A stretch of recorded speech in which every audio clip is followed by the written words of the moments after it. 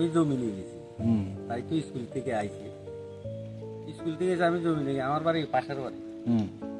তখন একটু হাল্লা চিল্লা শুনতে আছি, বমি করতে আছে না খেতেছি, তারা সবাই শিখিয়ে দিতে আছে। আচ্ছা, একটা টাইম তো ধরো না, হ্যাঁ বাড়িতে নেয়, মাইয়ের বাপ তো বাড়িতে নেয়, এত কাজে। আমি একটু তাড়াতাড়ি জমিতে আইলাম, দুইটা দেখছি যে তাই উঠানের মধ্যে পড়িয়া মানে বমি করতে আছে, শিখিয়ে আছে। আমরা হয়তো ভাবছি যে প্রথমবারে ধরেন না, একটু তো এমন গরিব তারা, খাওয়া দাওয়া ঠিক করে খাইছে না হতো, বা ক্ষুদা টুদা লাগছে, গ্যাস ট্যাসের সমস্যা। তখন আমি বারে বারে জিজ্ঞেছি কিছু খাইছি নি কোনো, কি হ্যাঁ তো কিন্তু খুশি। আমি যথারীতি পোলো করে নিয়ে একটা অটো লইয়া দাদা, আমি তো সকালবেলা কাজে গিয়েছিলাম, আমি দিন মজুর মানুষের কাজ করে খাই। মেয়ে 10টার সময় স্কুলে এসে, স্কুল থেকে মাঠে উঠে গেছে, মাঠে উঠে মাস্টারে বলে খাতা দেবে, খাতা দেবে করে নাম্বার কম পাচ্ছি, নাম্বার জন্য মাস্টারের আবেদন করছি।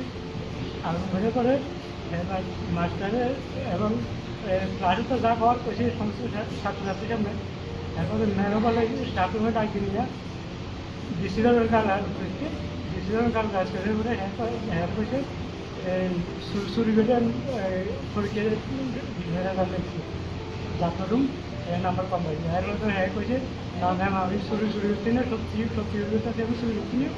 এরপরে এই কথা বলার পরে যা তুই যা চুরি করে পেয়েছে তারপর মিথ্যে তারপর এই কথা বলার পরে হ্যাঁ মুখ করে খাতার মেলা।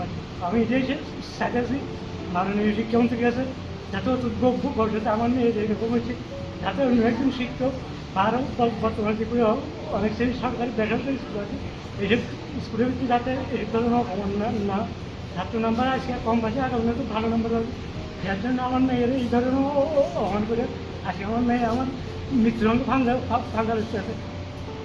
খবরটা হচ্ছে বিলোনিয়ার বড় পাথাড়ির দক্ষিণ সোনাপুরে একটি মেয়ে রিশা মজুমদার, সে ক্লাস 9-এর ছাত্রী ছিল, তো গরিব ঘরের কিন্তু মেধাবী ছাত্রী ছিল।